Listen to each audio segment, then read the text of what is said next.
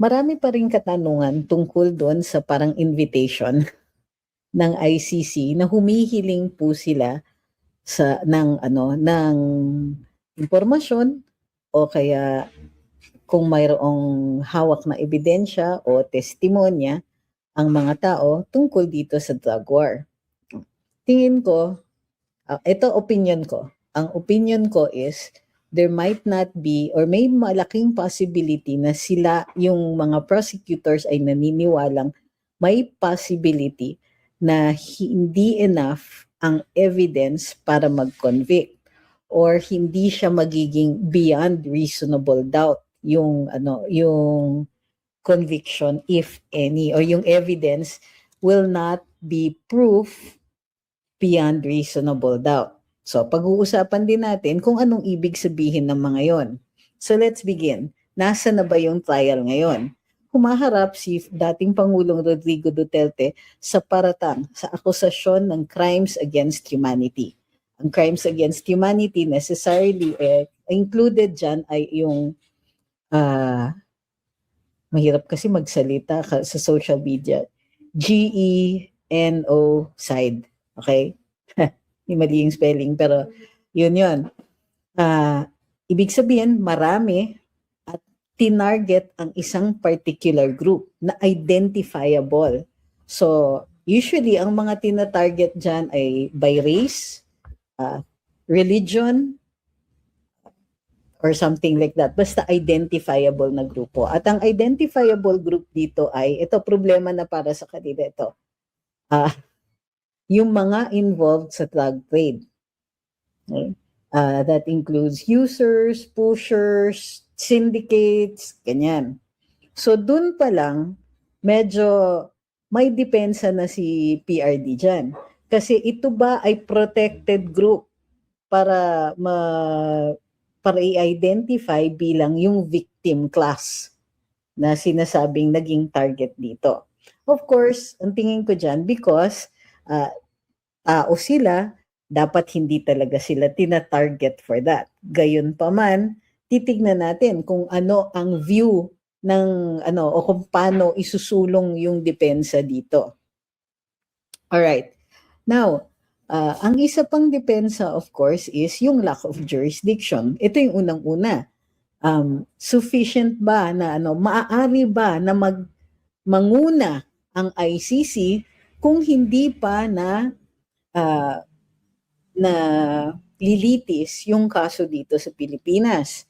So, kaya mahalaga yung mga kaso ni Kian, dalawa yan parang tatlo na ngayon ang mga kasong lumabas na may conviction laban sa ilang mga pulis na nag-unalive or attempted unalive ng mga alleged members of this targeted class. Alleged targeted class. Okay? So, yung mga yon is evidence plus yung mga administrative cases na sinasabi ni Senator Bato noon na 600 na cases ng dismissal at disciplinary action laban dun sa mga pulis. Ang isang problema for the prosecution as well ay yung fact na marami sa kanila, kilala nila yung mga lawyers na nilapitan during the war on drugs. Halimbawa, Leni Robredo, sinabi niya na at the time, vice-presidente siya, nagpo-provide sila ng abogado para dun sa mga ilang mga so-called victims of the drug war. So, mahalaga kung mayroon silang maipapakita na may naisulong na kaso. Pero kung walang naisulong na kaso, kailangan i-explain na yung bakit hindi nila isinulong yon. Kasi nag-provide ng lawyers, pero bakit hindi sila nag-file ng mga kaso? It's possible na ang sasabihin nila ay lack of evidence. Wala silang ebidensya, therefore hindi nila maisulong yung kaso. But I think that might be problematic for them. 2026 na, hindi na siya late. McDo Snack and Match na yan. Now, nung lumabas itong may notice yung ICC, they posted it on their Facebook page and I understand that it is also on their website. But in addition to that, pinagpapasa siya also by direct messaging. So, bakit nila ginagawa yon? At ito ba ay yung hukuman? Okay, here goes. Some of this will require you to ask questions para mas maliwanagan kayo. So, we will prepare for those questions. Now, number 1, ang nag-issue ng invitation na yun is not the court. It is the pre-trial chamber. Ang pre-trial chamber, para yan yung piskal natin dito. Kapag may reklamo kang kriminal at hindi nahuli yun in the act, nagreklamo ka criminal case, file ka ng reklamo, complaint affidavit, susumitin mo dun sa Office of the Prosecutor together with your annexes. After isumiti yan, magkakahearing sa harap ng piskal at yung piskal ay magdedetermine kung mayroong probable cause. Which means a crime was probably committed and this person, the accused, is probably the one who did it. In addition to that, what is the standard of probability? It's the reasonable man, meaning if a reasonable man looks at these facts, he will think that there is a crime that had probably been committed and this person probably did it. Now, sa ICC, iba naman. Ang trabaho din ng pre-trial chamber is to determine reasonable grounds. O, sa atin, probable cause based on the standard of a reasonable man. Sa ICC, mas simple. Reasonable grounds. So, anong ibig sabihin ng reasonable grounds? So, titingnan nyo kung, again, if a reasonable man looks at these things at sasabihin, malamang may krimen at malamang itong taong to ay ang gumawa o nagutos or involved. So, based on that, dadagdagan pa ng isa pang requirement. Yung requirement na yon is probability of escape. So, kung mataas ang probability of escape, tapos may reasonable grounds to believe that the crime has been committed and this person committed it, they will issue an arrest order. So again, hindi pa ito hukuman ha. Hindi pa rin ito what's this? This is not yet trial. This is the determination, or in the words of the ICC, an assessment on the admissibility of the case.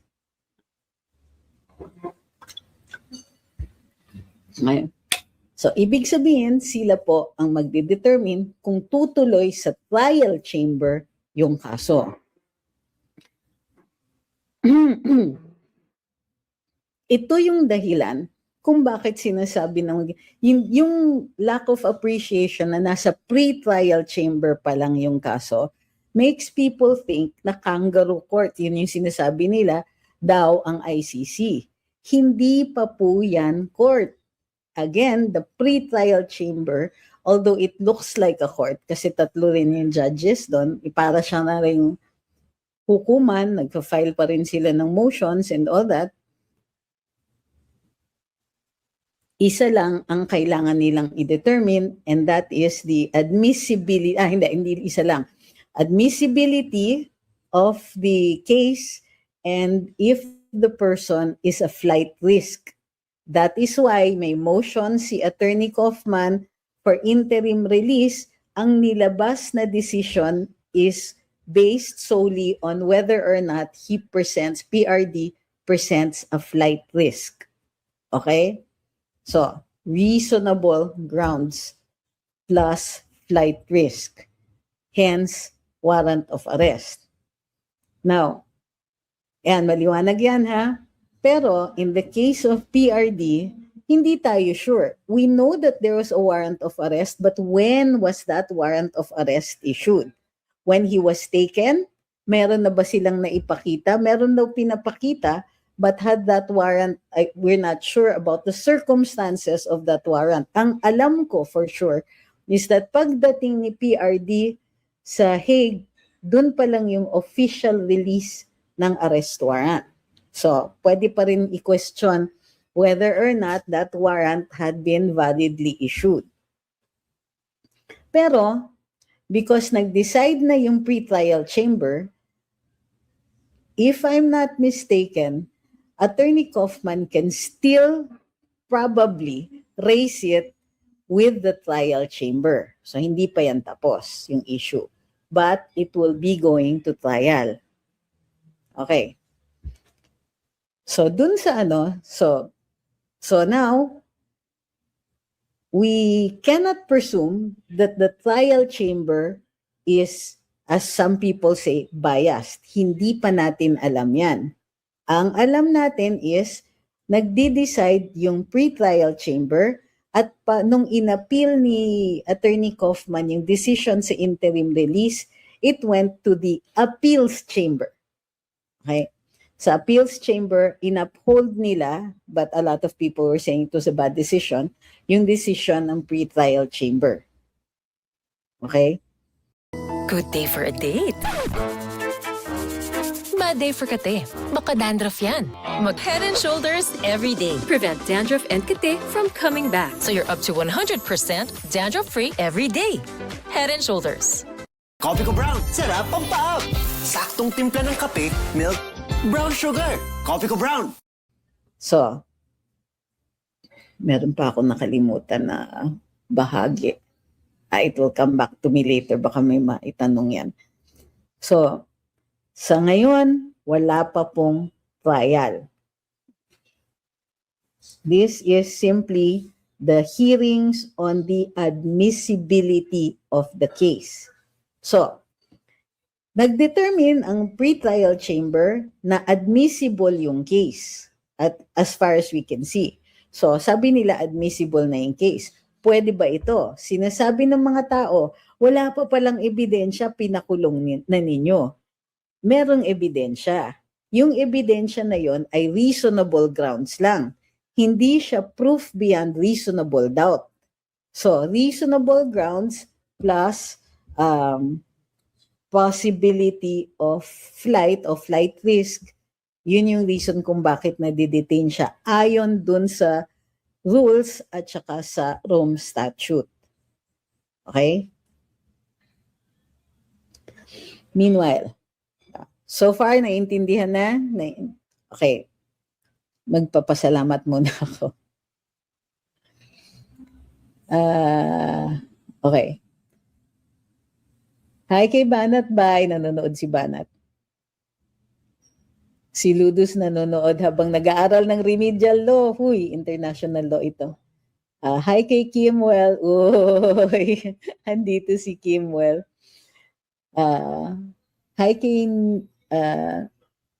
sabi ni No Name, 30K ang sabi nila na unalive, pero 43 lang ang on file. Kakatawa sila. At dun sa 43 na yon, hindi pa natin alam kung sufficient yung ebidensya na yon, ha? So, thank you kay Mo8. Okay.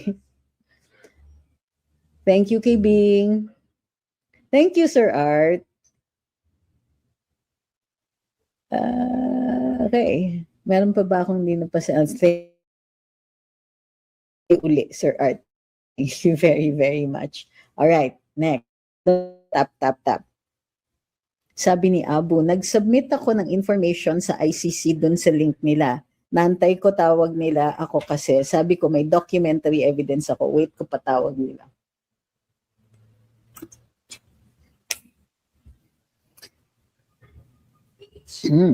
Actually, people can submit evidence also on the side of the defense. Pero kung ako kayo, doon ko kay Attorney Kaufman ipasasubmit. Kasi ganito if ever there is exonerating evidence, ebidensya na makakapagpa-absuelto kay PRD, padala niyo yan doon sa lawyer, kay Attorney Kaufman. Tapos, pipresenta niya yan dun sa prosecution. So, kasi ang prosecution, hi Aya, kasi kung ang prosecution makakita ng exonerating evidence, wala silang choice kundi sila din ay mag-move for dismissal.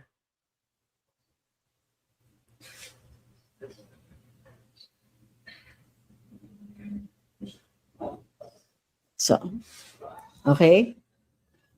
So, yun.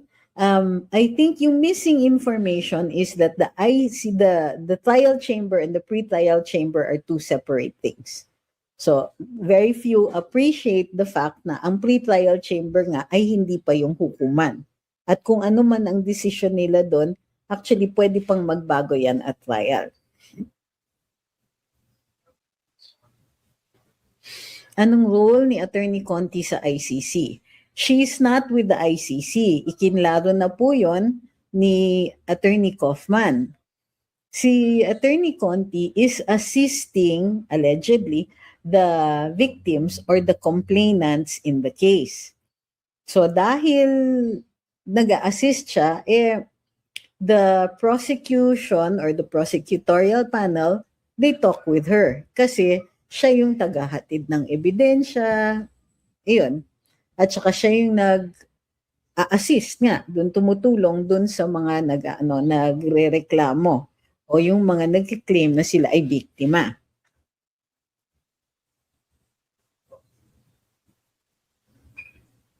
Sabi ni Sarah, crowdsourcing ang peg ng ICC. Now, we have to evaluate. Bakit? Not ICC po. Pre-trial chamber, you have to make a distinction kasi ang laki ng ICC. So, ang pre-trial chamber nananawagan ng additional evidence. Okay. Bakit? Kung kampante ka na sa amount of evidence na meron ka, di ka naman nanawagan. Or you can, pwede kang hingi-hingi or to do your own investigation para makakuha ng additional na evidence. Para sa akin, kunwari, meron kaming kaso, tapos tingin ko kulang yung evidence, sasabihin ko dun sa complainant, hanapan niyo ako ng ganito. Kung hindi natin mahanap, sasabihin ko sa inyo ngayon pa lang, kulang ang ating ebidensya, baka maabsuelto lang yung kalaban. This is the quickest way to go from AI beginner to AI fluent in 2026. Watch this. So, this is how I became the most dangerous person in the room. One habit changed everything. I replaced social media with micro-learning. Now, instead of wasting time on social media, I spend 15 minutes a day actually learning how to use AI for writing, planning, brainstorming, the real work. That's it, just one skill a day. This is the 28-day AI challenge built for beginners over 40. Starts tomorrow. Tap the screen to join us and try the one habit that really makes you unstoppable.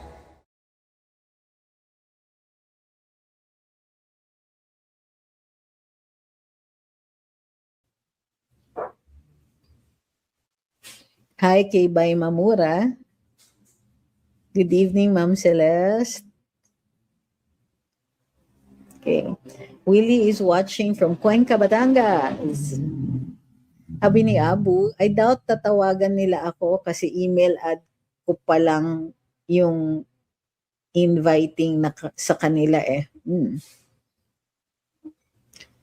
Sabi ni Roy, doesn't look like they are fabricating evidence.